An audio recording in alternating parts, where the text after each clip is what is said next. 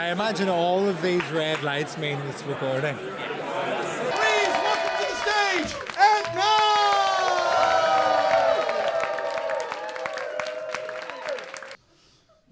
I asked for a stall and a glass of water, but I was on the tube, so the text sent 7 times. A little announcement, one more quick admin thing before we begin.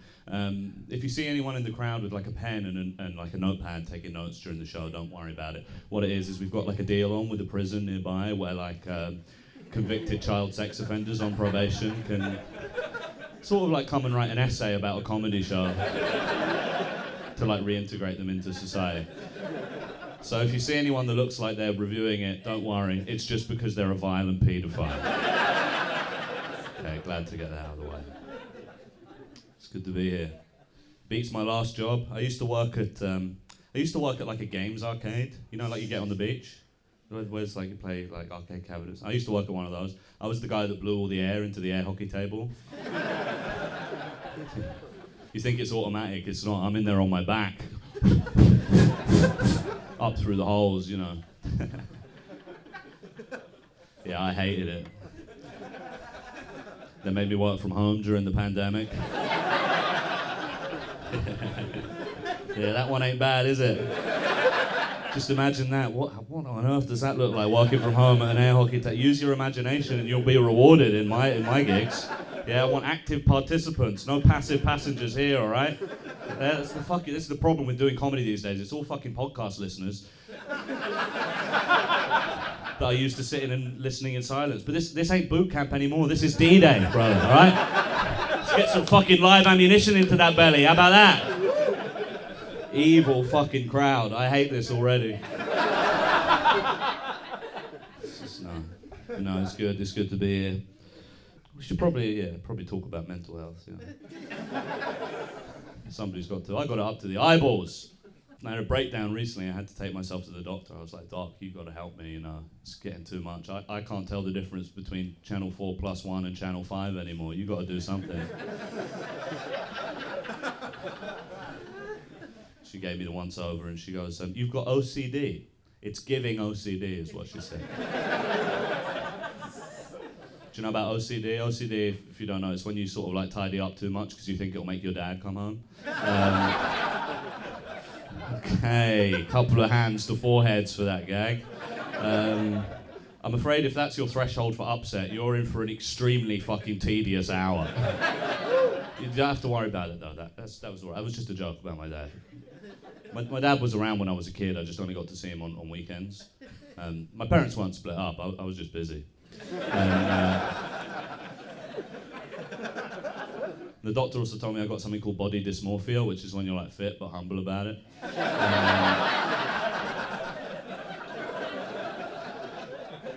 And it's kind of an awesome mental illness to have. So all the other mental illnesses are like, yeah, I've got voices in my head, I can't tell the difference between what's real and what isn't. My mental illness is that I can't comprehend how gorgeous I truly am. It's a pretty nice one to have. It's my amygdala, did you know that? That's what it is. It's my amygdala, that's why. You know the amygdala? Yeah, well, it's right next door to the hippocampus. Best mates.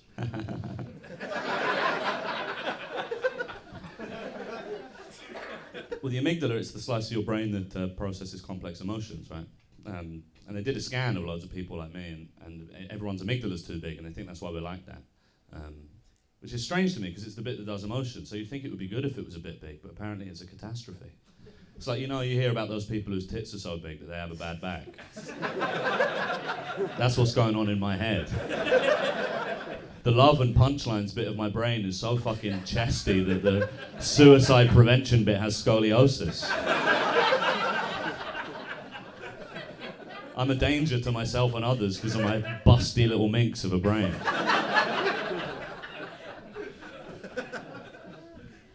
Sometimes, if you ever do material about mental illness or whatever, sometimes people come up to you after the show and they're like, oh, are you okay? Is that...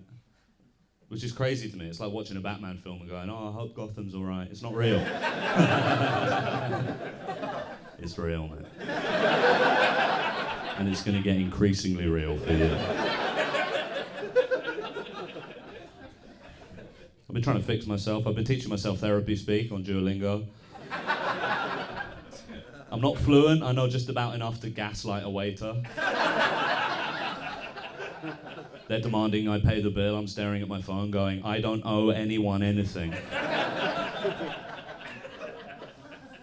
Because the thing is, there's lots of mental health lingo floating around at the moment, and I don't speak it. You know, everyone's talking about mental health, but it's all in a very superficial way. You know, it's all aphorisms and platitudes and stuff. You know what I'm talking about? Like, it's okay not to be okay.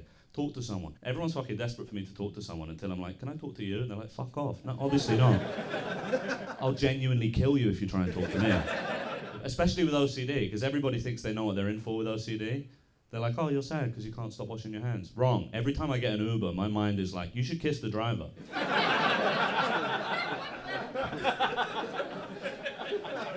Why don't you lean forward and tenderly kiss the Uber driver? Why don't you search his mouth like an anteater? I don't think I want to do that. Yeah. I've got a bright idea. Why don't you flick your lit cigarette into that busker's guitar case? Yeah, I could do, yeah. I heard an amazing piece of superficial mental health speak recently. It was amazing. I went to one of those group therapy sessions because if you don't know, if you want to get your mental health, if you want to get mental health treatment on like the National Health Service,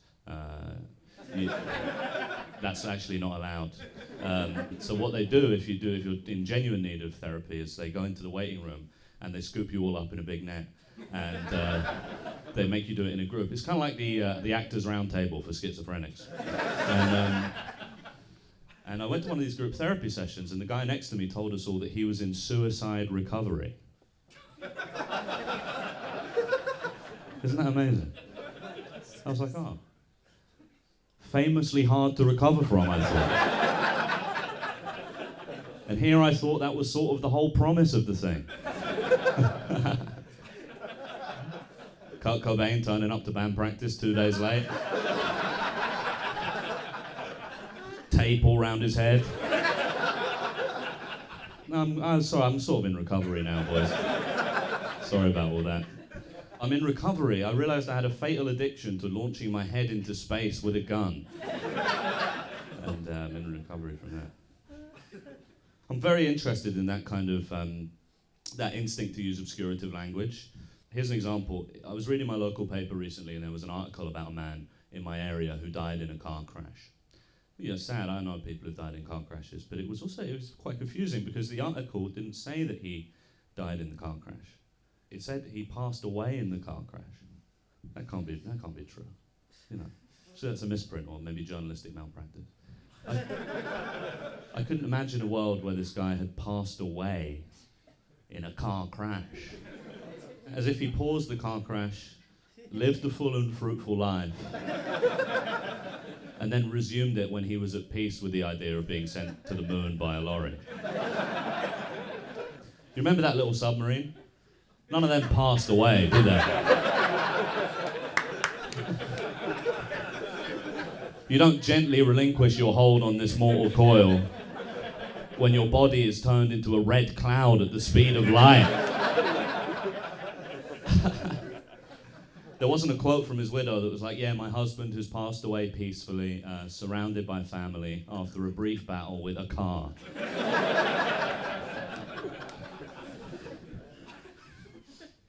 But I understand the importance of language like that, you know, the function of it. It's important to lie to yourself sometimes. I do it all the time, especially with regards to my health, you know. I'll have 15 pints a night for 8 months in a row and then be like, I think I have long COVID. Something's going on with me, you know. I'm cutting about going, yeah, I think the reason I am how I am is because nobody ever taught me how to put myself first. And it's like, no, the vapes are full of lead. That's why. I'm like, actually, my brain holds too many emotions. No, I've been taking 1,000 puffs on a lead-filled pipe every day for 10 years. A lead pipe. I've been smoking the shit that killed Colonel Mustard. 10 years, and that's why I'm like wondering why I'm fucking mentally ill. Hey, speaking of psychosis, have you ever noticed how the plots of all the Disney Pixar movies are very similar to textbook psychosis delusions? I reckon they got a guy in the Pixar writer's room who's fucking tapped in the head, but he can't quit because his ideas for kids' films are all bangers. Like, they're all in the canteen having some lunch, throwing ideas around. It's all dog shit, but they get to him and he's like, oh, I can't eat this meal. I think a rat cooked this.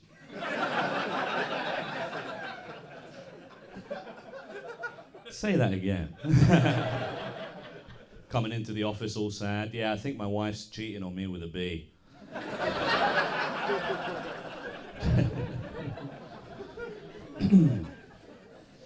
I'm thinking of, you know, everyone says that you've got to upskill, like learn to code or something. I'm thinking of reskilling as a guide dog. Mainly for the uniform. You've seen those sexy little vests they got? Those slutty little harnesses they make guide dogs wear. I'd love one of those. You'd respect me if I was wearing one of those. An outfit that says, I'd love to stop and sniff your ass, but I'm on the job. I'm dedicated to my work. God, I'd be such a brilliant guide dog, you know. I'd be chatty like a cab driver. That would be like my thing. You know, like it hooks me up to the lead and I'm like, all right, boss, where are we going today? Don't worry, I'll be your eyes and ears. He's like, just eyes is fine. I love seeing a guide dog because they're the embodiment of like dutiful solemnity. Do you know what I mean? They stick by their person through thick and thin. Other dogs, they try and distract them, play with them, have fun. Guide dogs not having it. Have you seen this? Other dogs do to guide dogs what we do to the guards outside Buckingham Palace. But they're like that. They're not having it. Do you not think it's a bit heartbreaking sometimes when you see a guide dog? Because what are they? They're like a Labrador or a Golden Retriever or something. That's what they are, right? Famously like the happiest looking dog. But a guide dog's got such a straight face. You're like, wow, you must take your job really seriously. Do you know what I mean? I understand it because it's a hard job to have for a dog. It's a tough life being a guide dog. Your owner has the best stick in the world, but it's the one stick they're never going to throw. Imagine you're a dog and your owner has that stick and they never throw it. You'd be like, what the fuck is wrong with you? That's why they look so serious. Every day they wake up straight in their vest, look in the mirror and go, today's the day that thing goes flying. You believe it. I think mental health care has really gone downhill since the 1800s. Do you know what I mean? They used to put you in a big soft hotel with all your friends. Now you have to have like an emotional support animal, like a therapy pet, which is rubbish. It sucks. It's like, oh, you're suicidal. Would it help if we let you take a dog on the plane? Yeah. Yeah, I mean, I can't get myself out of bed in the mornings, but I'll try getting a dog through airport security. See if that helps somehow. But then experience in this magical world, it kills the cynic in all of us eventually, doesn't it? Well, I'm saying that I got one of like a therapy pet and it changed my life. I got a therapy ant. That's right, I'm an ant mum. And but the government, they're going to take my ant away because the breed I have, it's called an American Ant XL. Size of this cunt, you would not believe. 8 seats he takes up on the plane. And the government, they're going to confiscate my ant because they say that my breed of ant is responsible for over 90% of cases of toddlers being stolen from a picnic. Can you believe that? Not my Brutus. You just have to get to know him. Like foaming at the mandibles. I live with my girlfriend, just the two of us, and 2 other people. And we live in a gorgeous 2 up, 2 down that's been converted into a horrible 16 up, 10 down. We live in 150J. And we're paying too much rent, I think. I told our landlord that we're paying too much rent. I recently bumped into our landlord at his home address in the middle of the night, and I said, listen. I said, why is the fucking money so big? You know, and he was like, please, my family are in here. I was like, make the money smaller. He was like, I can't. I was like, why not? He was like, the high ceilings. He was like, please, your ceilings, they're so high, there's nothing I can do. High ceilings. This guy thinks I'm going to start collecting balloons. What the fuck? Hey boys, trampoline night over at mine. Come on. The fuck am I using all that? I'm giving half my income to the spiders. The spiders having a brilliant time in my flat. How high our ceilings are. Unbelievable. I said, it's like the loudest flat on earth. I don't know how to describe it to you. The doorknob keeps falling off. All the stuff we're paying for isn't real. The direction the flat faces, the high ceilings. I said, can you not give us like 2-foot ceilings and like a discount? Like put another flat above us, mate. Fuck it, give me 1-foot ceilings. If Saddam can manage, I'll find a way. I said, what if I promise you never to face south in this flat?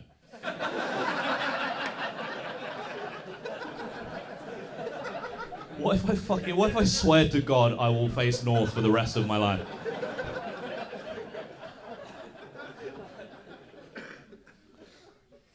A couple of my housemates have come to watch tonight. It's good to see them. I don't really get to see it, you know. Because I do this for my job, you know. But all my flatmates, all the people I live with have 9 to 5s. So sometimes it'll be like, I'll get home from work and they're all asleep. I'll wake up, they're all gone, you know. I see the 3 people I live with so little that at some point over the last month, each of them has opened a door that I've been behind and gone, ha! That's no way to live your life, is it? I'm haunting my own flat. Obviously, it doesn't help that my favourite hobbies are playing with my rocking horse and daubing my blood on their walls. Using a Ouija board to put stuff on the splitwise.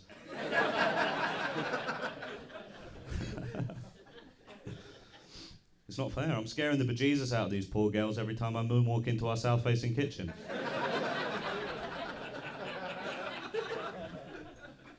It gets lonely, this job. It does. It does.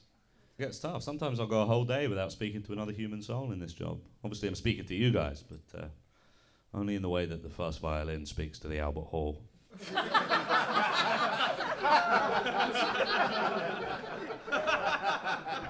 My girlfriend, she's amazing. You know, she has a job or something.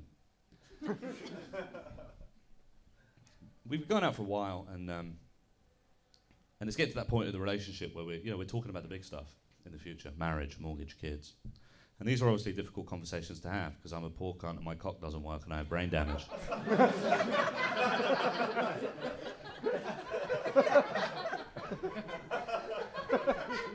And these conversations came to a bit of a head recently, you know, marriage, mortgage, kids, because my girlfriend found out that I actually already have a house, a wife, and 2 children in a computer game called Skyrim.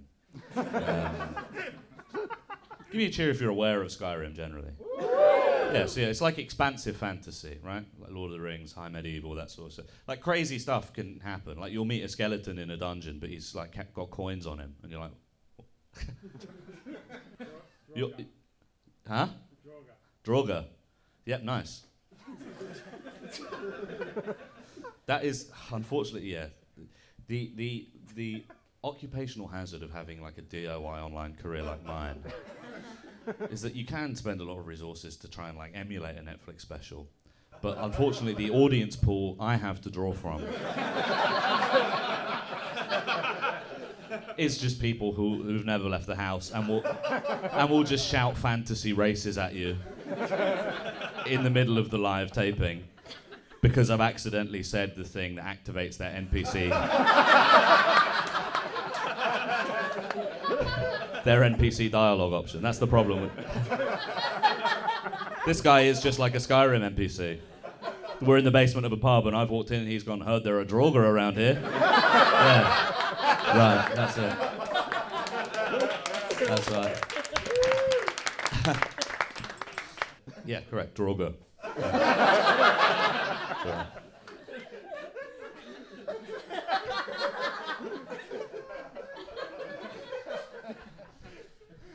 Unlike you, my girlfriend does not have a working knowledge of the Skyrim video game. So she was like, why are you role play? Why do you have a wife and 2 adopted children and a house?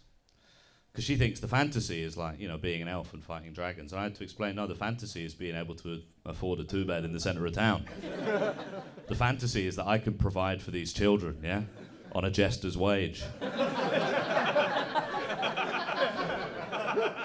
Because I got news for you, sister. It's not happening in this life. Yeah.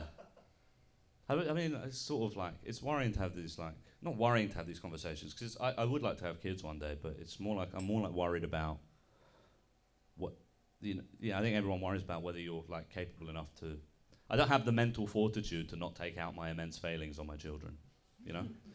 I'd perpetuate the what's it called, the cycle of violence. I'd do that. I actually throw a little bit of extra violence in there. I'll make it like a tricycle or a quad bike of violence for my kids.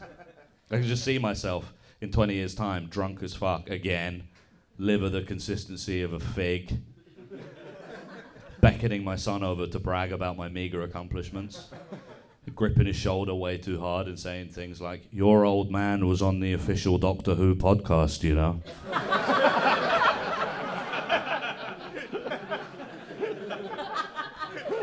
He's trying to get away. LeBron, stay here. You listen to your old man talk about the Cybermen again. I mean, it's tough. The thing that people don't like, with like a long-term relationship, you're like working it out as you go along. You know, people talk about love in terms of moments, but it's not really like that. It's more like you're braiding 2 lifetimes worth of habits together. And there's necessarily going to be friction in that braiding. You come up against problems that you have to solve together, you know. What time's bedtime? What temperature should the thermostat be at? Who gave athlete's foot to who? That one's massive, it turns out. That's really important. It's like, right, last week you told me Mario Tennis doesn't count as exercise. And suddenly, I'm the athlete out of the 2 of us. Thermostat was a big one for us too, because I like my home comforts, you know. If I feel the chill in winter, I'll crank the dial up, you know. My girlfriend's like, we're trying to save up, we should save money, we don't have to. And I'm like, well, that's okay, because I just won't pay the energy bill. Do you know what I mean? Like, it's so crazy. Like, the right way around to do it is to be hot and not pay the bill. Why would you do it where you're cold and you pay the bill? That's like so... that's like so stupid to me. Yeah, it turns out I'm pretty bad with money. Because I'm extremely generous. I have a lot of cash flow, but in the wrong direction. Like, I've got infinite amounts of money for rounds in the pub or books I'll never read, but I just don't pay my bills. Like, if Octopus Energy came to the pub with me and asked for 24 pints, I'd be like, yeah, of course, anything you want. It has to be 24 for that joke, by the way, because 24 multiplied by £6, the price of a pint, equals £144, which is the actual average monthly energy bill cost in the UK. But it's also divisible by 8, which is the number of pints an octopus would want.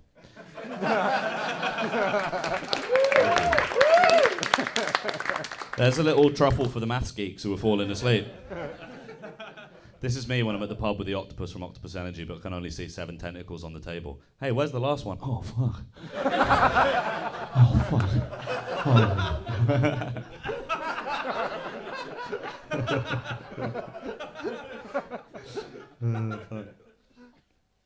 Yeah, I'm in a lot of debt. But luckily, do you know what? This is a good tip, actually, for you guys.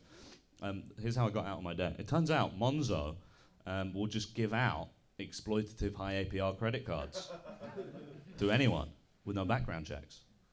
And you don't have to pay them back, which is great.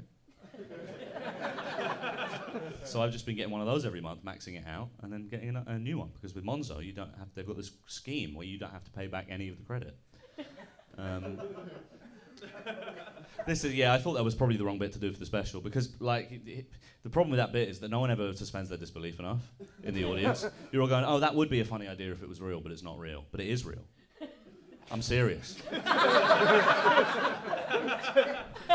I'm genuinely, I was joking about not paying my bills. I'm serious about not paying Monzo. What are they going to do about it? Send me another notification? All right. Whatever. I put my phone on Do Not Disturb and I'm debt-free. They're like, this is getting really serious. We might have to send you a text next time. Okay. Okay, shoot me. Yeah. My GP recently put my Polaroid on the wall because I took my whole asthma inhaler in one puff.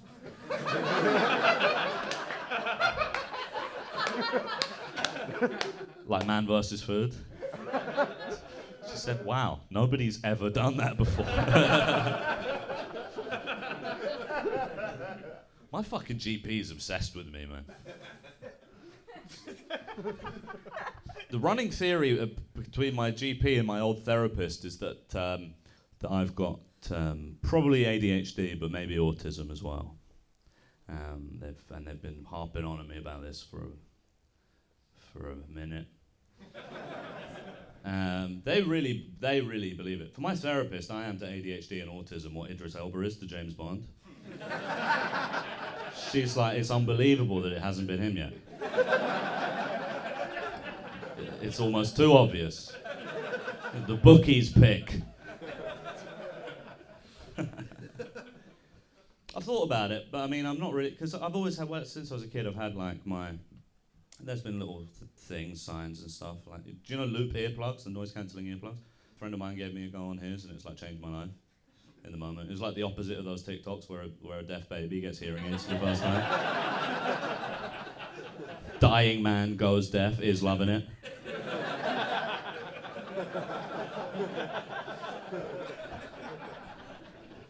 And I've always had my fascinations. The biggest one ever, I think, ever since I was a kid, I've been obsessed with wetland birds. Do you know what I mean? Like, I'm obsessed with wetland birds. Every weekend as a kid, I was be like on my knees begging my parents, like, please, can we go to the wetlands, you know? Do you know what I mean? I think birds are amazing. I think they're the perfect bridge between mammals and fish. I can see a couple of mammals in here tonight. You know what it's like when you're a mammal and you see a fish for the first time, you're like, what the fuck is that? But if you already know what a bird is, it sort of helps to smooth the transition, I think. I've still got a bit of the old bird knowledge in my brain as well. I kind of like to show off. If me and my girlfriend, if we're ever like walking around a park or whatever, I'll show off with the bird facts. Be like, that's a grey heron, that's an Egyptian goose, that's not actually a frog, it's a bin. It's hard to say. Basically, I don't really think... I have to find peace with not knowing either way if I have like ADHD. I've been on the waiting list for ADHD for 5 years. But also, I do have OCD, and it's not like... OCD counts as like a type of neurodivergence, so I've already got that stamp on my passport. Like, I can already call you problematic if you don't let me like sanitize your dog's head before it licks me. You know, and also I don't really like treating any type of like diagnosis as like a discrete category, as like a Pokemon card to collect, because there's crossover, you know? There's lots of, like, the burger and the steak both come with fries. So I'm getting fries either way, you know? No? But mainly I don't want to get diagnosed with anything else, because I don't think I could handle the heat from the press at the moment. Because I don't know if you guys know this, but a lot of celebrities are currently using like neurodiverse and mental illness diagnoses to try and get out of cancelling situations. Did you know this? Yeah, like therapy speakers become sort of like a government mandated speed awareness course for like extremely problematic TV presenters. You know, you get credibly accused of something really sinister, you just flash a fidget spinner like an FBI badge. Your Honour, I wasn't molesting, I was stimming, for the record. No, but it is bad to do that. And, my favourite is when somebody is like the PR rehabilitation pipeline, where somebody like finds their diagnosis immediately after getting cancelled, functionally calls all their accusers ableist, and then becomes an advocate. It's such an amazing 3-step process. It's like, actually, for your information, I'm not a sex pest. I actually have autism. It's just that my special interest is pulling my trousers down in front of female MasterChef contestants. But actually, can I shock you? I'm an advocate. I think it's really important to destigmatise autism. And my favourite way of destigmatising autism is to blame it for all these sexual assaults I've been delighting in recently.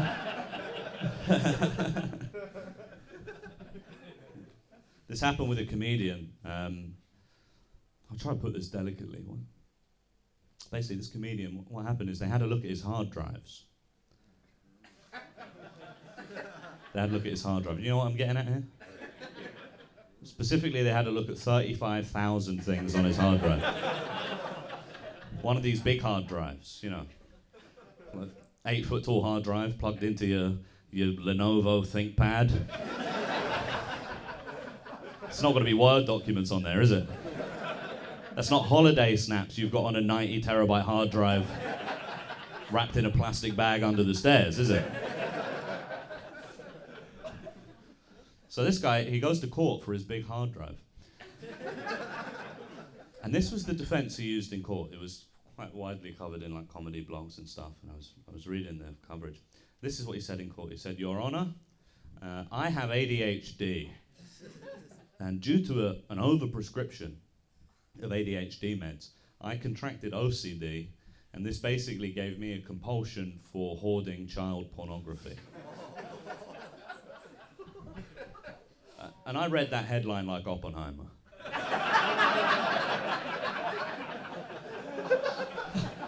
I couldn't believe it. I was like, brother, don't throw everyone with OCD under the bus just because you don't know how to use a VPN. That's insane. That's the craziest thing I've ever heard in my fucking life.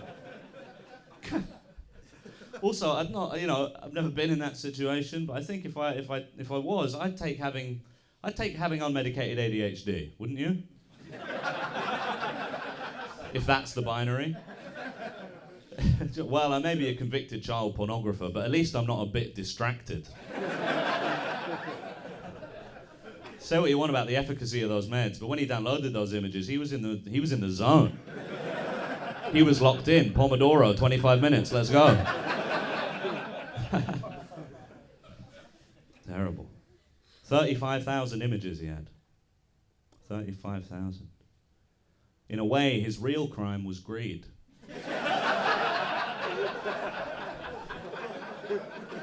He was a greedophile. Do you know why they call it Dubai chocolate? Because you have Dubai it from the shop.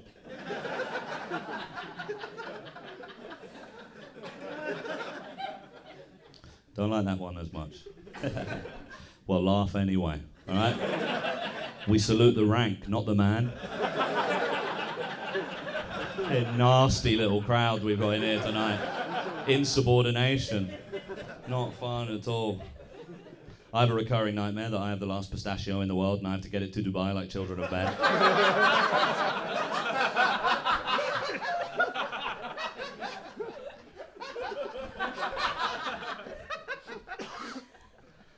I fucking hate self-checkout machines, by the way. Because I used to work inside a self-checkout machine, obviously. Does that feel like a bag of flour to me? No.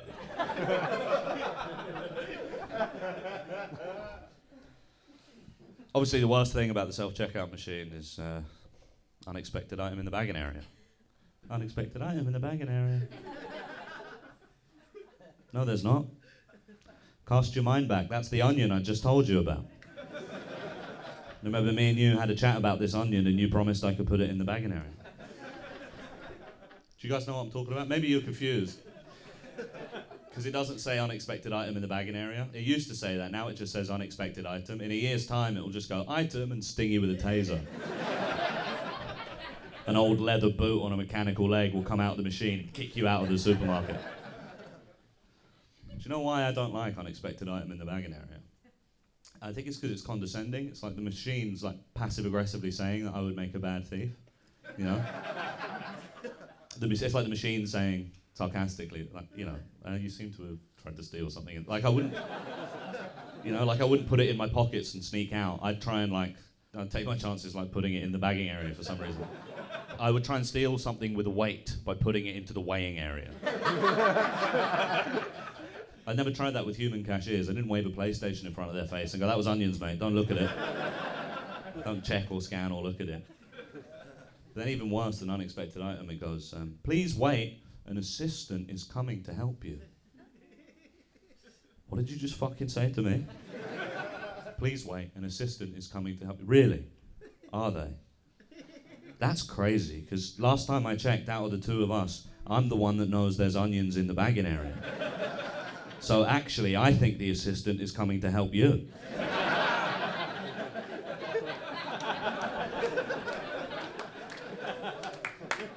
It's like, hello, language is a gift of communion.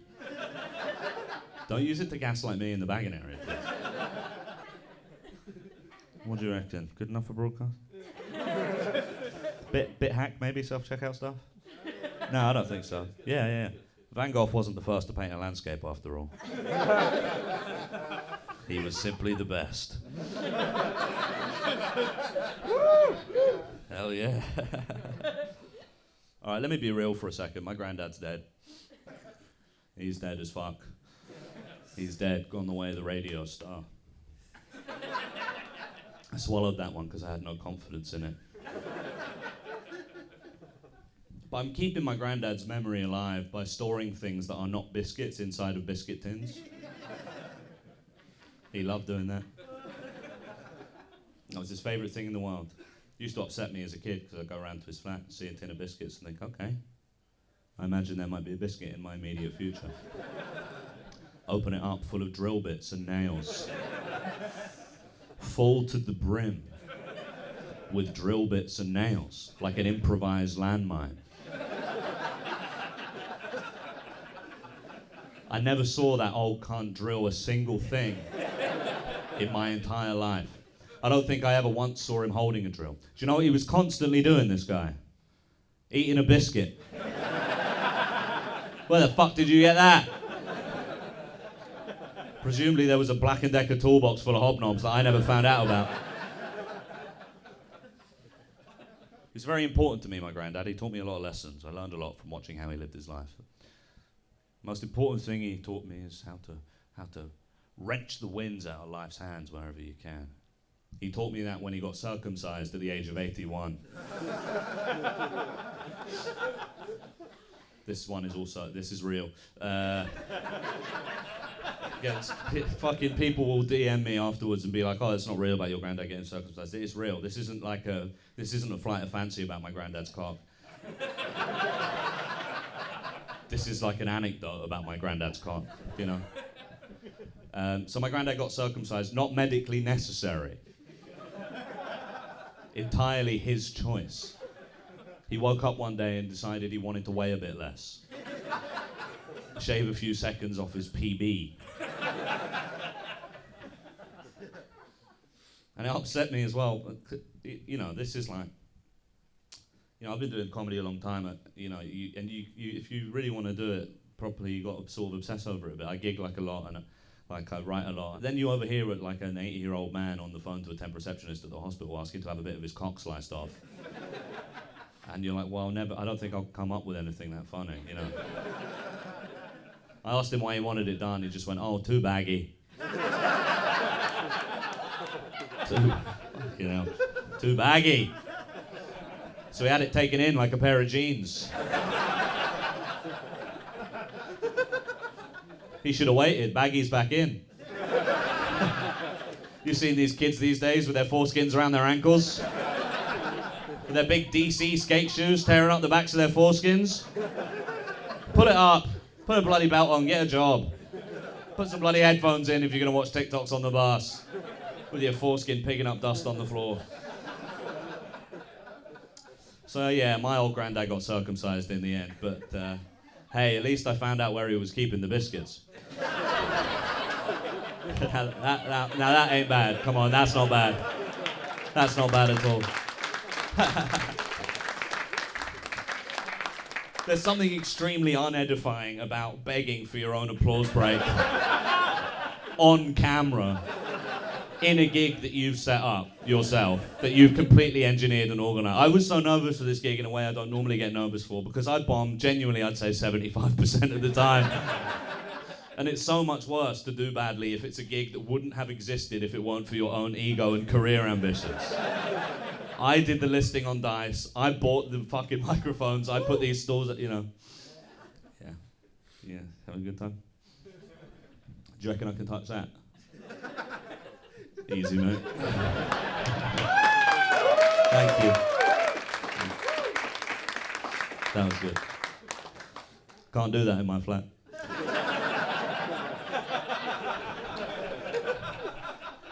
Yeah, I'd say I'm a bit of a cinephile. I'm a non-offending cinephile. I like to watch movies. I saw this movie, I got recommended this movie, I watched it recently. Scooby-Doo, have you seen this movie? I think it's like live action, but I think it's based on an anime. Everyone was telling me, "What, you seen this movie?" I didn't know. Basically, I just couldn't get into it. I don't know what it was. I just couldn't get into it because it's if you don't know, there's 5 like 20-somethings, and they sort of their job is they solve mysteries. You know, they go around in a van and they solve mysteries. They're sort of like Pimlico plumbers, but for mysteries. But I just couldn't get into it because there's this one character. She's called Velma. She's like the brains of the group, but she's such a cynic. She's so jaded, this woman. She's like, ghosts aren't real, mysteries aren't real. It's like, Velma, there's an hour and a half left of this flick. Play in the space a bit, would you? Come on. Give me something to hang my hat on. She's like, yeah, ghosts aren't real, mysteries aren't real. This is the craziest thing. She has a dog who can speak English. Isn't that mad? She's like, yeah, that's not the real 50,000 volt ghost, but she's saying it to a dog who's like, oh, interesting, I'd love to know more. It's like, Velma, the biggest mystery on earth lives in your van. No? Maybe the stuff doesn't work if you haven't seen the movie. But I'm serious, for the whole film, the dog, Scooby? The whole film, he's like, oh, Relma.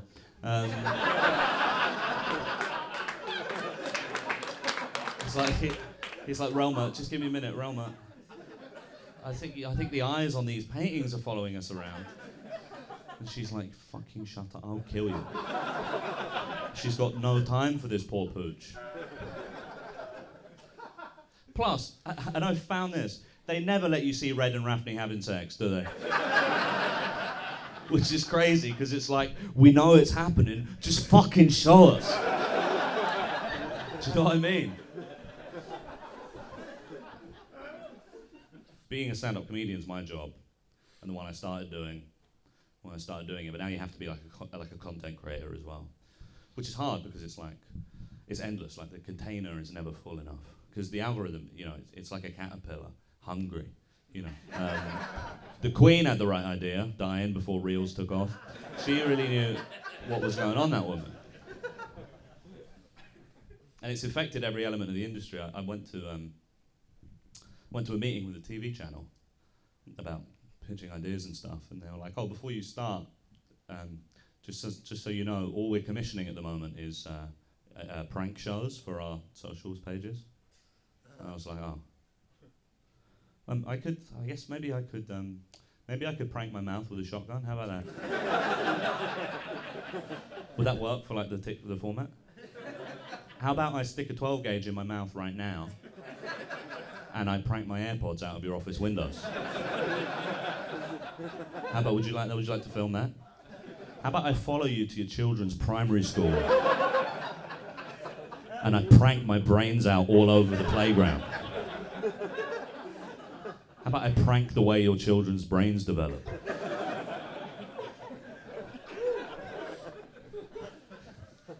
Every industry. My favourite chef, the guy that taught me how to fall in love with cooking, can't get the cunt off Instagram Reels. It's like, if I wanted to watch you cook alone, I'd break into your fucking house, okay? Being a chef on your own in your house is rubbish, because part of the whole contract of being a chef is that there's a recipient, you know? You don't get Michelin stars for writing recipes. It's about being in the room on the night.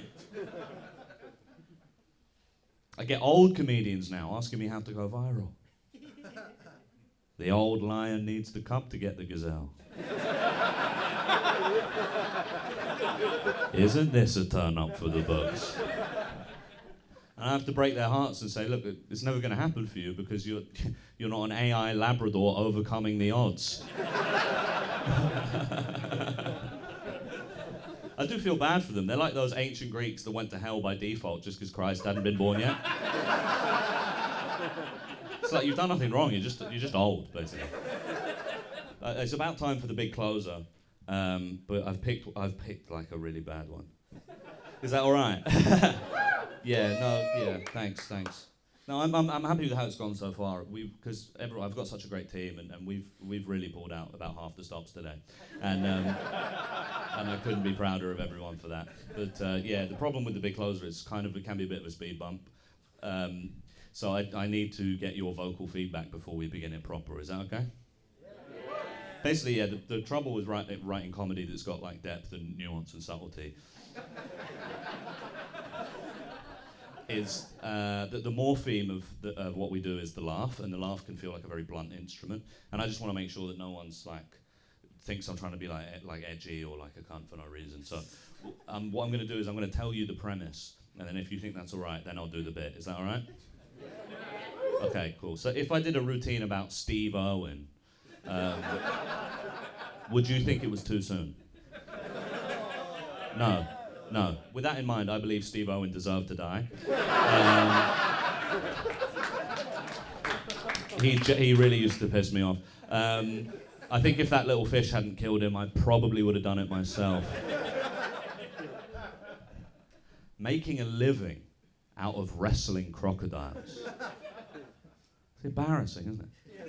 They can't possibly begin to understand how to play the game with you. That's not fair. Do you know what I mean? Why don't you have a biting contest with them, Steve? See who gets famous off the back of that. I used to feel so sorry for those crocodiles, didn't you? Yeah.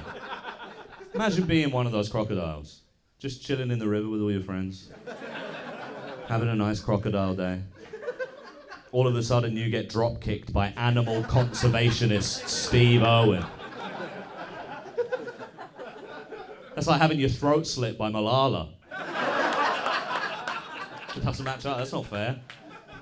You're an apex predator. You haven't had to evolve for hundreds of millions of years. All of a sudden you're being put in a headlock by a guy who's wearing matching shirt and shorts like a Boohoo Man model. Nasty business. But maybe you're an optimistic croc, yeah? You're a modern croc. You're on SSRIs, you're doing your gratitude diary. You're like, yeah, this is a pretty bad look for a crocodile like me, but hey, at least this historic embarrassment is only contained to this little bit of the river. You look over your shoulder, there's a camera crew there. Oh. They're making a DVD out of the worst day of my life. And then Steve Irwin doesn't even do you the dignity of killing you. He leaves you there alive to front it out in front of your crocodile mates.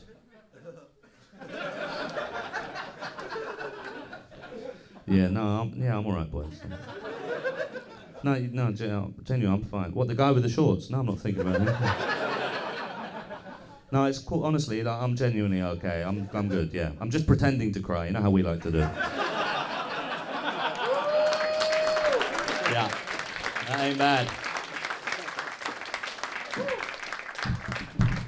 Thank you very much, everybody. I'll see you back.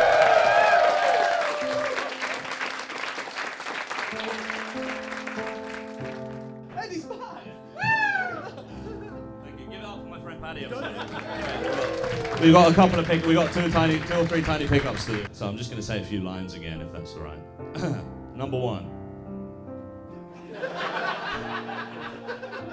I'm actually not ready for this. I've never done this before. This is so fucked up to do to you. This is so fucked.